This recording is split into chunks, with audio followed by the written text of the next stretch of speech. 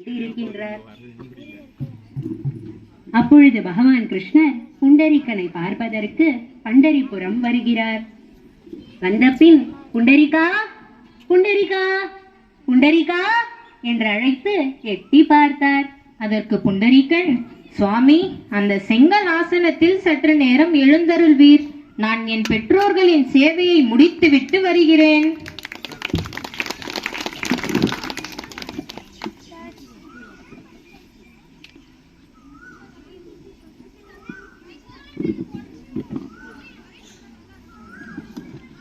சேவை முடிந்த பின் புண்டரீகன் பகவானை தரிசித்து அவரின் கமல திருவடிகளை வணங்கினான். புண்டரீகன் பகவானை பார்த்து, பிரபு, இவ்வளவு தூரம் வந்தாயப்பா, என் சொல்லுக்காக இந்த சுட்ட செங்கல் மேல இவ்வளவு நேரம் நின்றாயா கண்ணா?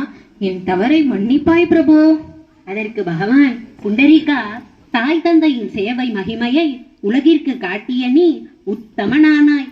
தாய் தந்தையருக்கு சேவை செய்யும் பாக்கியம் எனக்கே கிடைக்கவில்லை. உன் சேவையை நான் மெச்சுகிறேன். யாது வர வேண்டுமோ கேள். அதெல்லாம் வேண்டாம் பிரபு, தங்களது தரிசனமே போதுமானது. அப்படியெல்லாம் விட முடியாது புண்டரிகா. பிரபு, அப்படி என்றால் கங்கை ஸ்நானத்திற்காக அம்மா அப்பாவை தராசில் தூக்கி கொண்டு செல்லும் போது அவர்களுக்கு உடல் உபாதைகள் ஏற்படுகின்றன. எனவே அந்த கங்கை மாதாவையே இங்கு கொண்டு வந்து விட்டீர்களாயின் நான் தன்யனாவேன். அவ்வாறே செய்கின்றேன் புண்டரிகா. சந்திரபாகா நதி கரைக்கு சென்றிடுவாய், மனமே ஆனந்தமாயது நீராடிடுவாய். சந்திரபாகா நதி கரைக்கு சென்றிடுவாய். புண்டரிகா, இப்பொழுதும் நீ உன் தாய் தந்தையருக்காகவே யோசிக்கின்றாய். உன் சுயநலமற்ற மனதை பார்த்து நான் மிக்க மகிழ்ந்தேன். இப்பொழுது உனக்கென்று என்ன வர வேண்டுமோ கேள். புண்டரீகன் பகவானை பார்த்து, பிரபு, நான் என் பெற்றோர்களுக்கு செய்த சேவையை பார்த்து மகிழ்ந்து தாம் தரிசனம் கொடுத்ததை உலகறிய செய்வதற்காக நித்தியமும் இதே க்ஷேத்திரத்தில் விட்டலன் என்ற நாமத்தோடு தாம் எழுந்தருள வேண்டும் அப்பா. இதுவே என் வேண்டுகோள். நிச்சயமாக புண்டரிகா. விட்டல் பெயரால் கூடிடுவோம், விட்டலாபுரத்தில் கூடிடுவோம். விட்டல் பெயரால் கூடிடுவோம், விட்டலாபுரத்தில் கூடிடுவோம். விட்டல் விட்டல் என்றிடுவோம், பிரேமிக்க விட்டலனை கண்டிடுவோம். விட்டல் விட்டல் என்றிடுவோம், பிரேமிக்க விட்டலனை கண்டிடுவோம். ஆடிய காதத்தில் கூடிடுவோம், ஆடிய காதத்தில் கூடிடுவோம். ஆடி பாடி கழித்திடுவோம், ஆடி பாடி கழித்திடுவோம். உள்ளும் புறமும் விட்டலனை கண்டு, உள்ளும் புறமும் விட்டலனை கண்டு அவனுக்கு சேவை செய்திடுவோம், அவனுக்கு சேவை செய்திடுவோம். விட்டலனை தஞ்சம் அடைந்திடுவோம், விட்டலனை தஞ்சம் அடைந்திடுவோம். நெஞ்சிலே அவனை இருத்திடுவோம், நெஞ்சிலே அவனை நிறுத்திடுவோம். விட்டல் பெயரால் கூடிடுவோம், விட்டலாபுரத்தில் கூடிடுவோம். விட்டல் பெயரால் கூடிடுவோம். இப்ப பாண்டுரங்கன் கிருஷ்ணர் சந்திரபாகா நதிக்கரை பண்ணாரு இல்ல, அது ஏன் சந்திரபாகான்னு பேர் வந்ததுன்னு தெரியுமோ? சொல்லுங்க. அதாவது ஏன் அந்த இடத்துக்கு சந்திரபாகா அப்படின்னு பேருன்னா, பண்டரிபுரத்துக்கு மேல இருக்கிறவங்களுக்கும் கீழே இருக்கிறவங்களுக்கும் அதுக்கு பேரு பீமா நதி தான். அவர் புண்டலீகனோட வீட்டு பக்கம் வளைச்சி இப்படி விட்டதுனால, மூன்றாம் பிறை நிலவு மாதிரி விட்டதுனால அதுக்கு சந்திரபாகான்னு பேரு. அழகா சொன்னீங்க.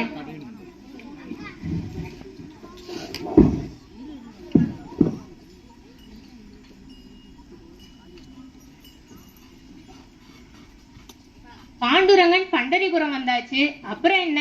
அதுக்கு மேல சொல்லவா வேணும்? பக்தர்களுக்கு மேல பக்தர்கள். அதுலயும் நீங்க தான் அழகா ஒரு வார்த்தை சொல்லிட்டீங்களே, பண்டரிபுர பக்தர்கள்னா கவுண்ட்லெஸ் அப்படின்ற வார்த்தைய. அதேதான் கவுண்ட்லெஸ். அவளுடைய ஒவ்வொரு சரித்திரமும் பார்க்கணும்னா நமக்கு நேரம் பத்தவே பத்தாது. அதனால இன்னைக்கு ஒரு முக்கிய பக்தைய பத்தி பார்க்க போறோம். முக்கிய பக்தை யாரு? ஜனாபாய் தானே? ஜனாவே தான். ஒரு சமயம் என்ன ஆச்சுன்னா, கார்த்திகை ஏகாதசி பண்டரிபுரத்துல சொல்லவா வேணும். அநேக கோடி பக்தர்கள் இருந்திருப்பாங்களே. அதேதான், அநேக கோடி பக்தர்கள். அதுல முக்கியமா ஒருத்தரும் இருந்தார். நாமதேவரா? நாமதேவரே தான். அப்ப என்ன ஆச்சு அப்படின்னா, ஜனா அவளோட குடும்பத்தோட வந்திருந்தா. ஃபர்ஸ்ட் டைம் பாண்டரங்கனை பாக்குறா. என்ன இருக்கும்? பாண்டரங்கனும் பக்தர்களோட ஹிருதயத்தை திருடுறதுல ஸ்பெஷலிஸ்ட் ஆச்சே. ஜனா மனசை மட்டும் நான் விட்டா வச்சிருப்பான், ஜனா மனசையும் திருடிட்டான். ஜனா சொக்கி போய் நின்னுட்டா. அதேதான், சொக்கி போய் பாண்டுரங்கன் சன்னதி முன்னாடி நின்னுட்டு இருக்கா. ஜனாவோட மனசு அப்படியே பாண்டுரங்கன் இத பறி போச்சு. இத நம்ம வார்த்தையால சொல்ல முடியாதுன்னு குருநாதர் கீர்த்தனத்திலே சொல்லியிருக்க. கைகள் இரண்டும் இடுப்பினிலே, கைகள் இரண்டும் இடுப்பினிலே, காசி பீதாம்பரம் பல பலக, காசி பீதாம்பரம் பல பலக, அதரத்தில் நிலைந்தோடும் அழகான புன்னுருவல், அதரத்தில் நிலைந்தோடும் அழகான பொன்முறுவல், மங்களமூர்த்தி என்றும் என் இதயத்தில், மங்களமூர்த்தி என்றும் என் இதயத்தில், சுந்தர விட்டலனை தியானம் செய்திடுவாய் மனமே மனமே. இப்படியா ஜனா பாண்டரங்கன் முன்னாடி அப்படி சொக்கி போய் நின்னுட்டு இருக்கா. தன்னுடைய அப்பா அம்மாவோ வீட்டுக்கு மறுபடியும் போறதுக்காக ஜனாவை கூப்பிடுறாங்க. ஜனா போயிருப்பாளா? அது எப்படி போயிருப்பா? அதுதான், போகவே இல்ல. கெஞ்சு கூப்பிடுறா, கொஞ்சி கூப்பிடுறா, வலுக்கட்டாயமா கூப்பிடுறா. ஜனா மூர்ச்சியாகி கீழே விழுந்ததுதான் மிச்சம். இத பார்த்து அவளுக்கு எப்பேற்பட்ட பிரேம பக்தி இருக்கும்ன்றத புரிஞ்சுட்டு பாண்டரங்கன் முன்னாடி நின்று ஜனாவை அவன் கிட்ட ஒப்படைச்சிட்டு அவளுக்காக பிரார்த்தனை பண்ணிட்டு அவ வீட்டுக்கு கிளம்பிட்டா. சரி, அவங்க பெற்றோர்கள்லாம் விட்டுட்டு போயிட்டாங்க. அவளோ கோவில்ல இருக்கா. டோலோத்சவம் டைம் வந்தா எந்த பக்தர்கள்னா உள்ள வச்சுட்டு இருப்பாளா? இல்லையே, கிடையாது. இதுக்குதான் தாலியில இருந்து ஒருத்தர் பாத்துட்டு இருக்காரு ஜனாவை. யாரு? நாமதேவர். நாமதேவர் பாத்துட்டு வந்து கேக்குறாரு ஜனா கிட்ட, யாரு குழந்தை நீ? ரொம்ப நேரமா இங்க தனியா நிக்கிறியே, உன் அப்பா அம்மா யாரு அப்படின்னு கேட்டாரு. அதுக்கு ஜனா என்ன சொல்லிருப்பான்னு நினைக்கிறீங்க? பாண்டுரங்கனை கை காமிச்சிருப்பா. அதேதான், பாண்டுரங்கனே அம்மா, பாண்டுரங்கனே அப்பா, எதுக்கெத்தாலும் பாண்டுரங்கனை தான் காமிச்சா. ஆனா நாமதேவர் அவளோட பக்திய புரிஞ்சுட்டார். ஒரு பக்தனோட மனசு இன்னொரு பக்தருக்கு தானே தெரியும். நாமதேவர் அழகா அந்த பிரேம பக்திய புரிஞ்சுண்டு அவர் வீட்டுக்கே அழைச்சிட்டு போயிட்டார். அவர் வீட்டுல இருக்கிறவங்களும் ஜனாவை தன்னுடைய குடும்பத்துல ஒருத்தவங்களா பார்த்தாங்க. அருமை.